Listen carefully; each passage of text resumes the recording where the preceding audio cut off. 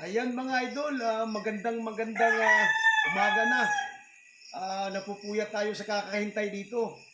Ngayon, um, sumali po tayo sa 55K. Talagang labanan ng madiinan. Yan. Nagtataka kayo, ba't palagi tayo nagsasali ng mga special quorum? Kasi yung financer ko gusto talaga special quorum. So nagpapasalamat po ako sa financer ko, sa team Half Sons at saka sa team niya, yung naghahanda ng manok, talagang di abilidad, di kalibre talaga.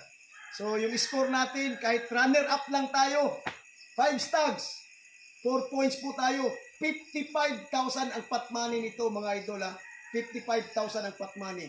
Yan, maraming salamat din sa nagsuporta, lalo na po kay Papa G, Papa God.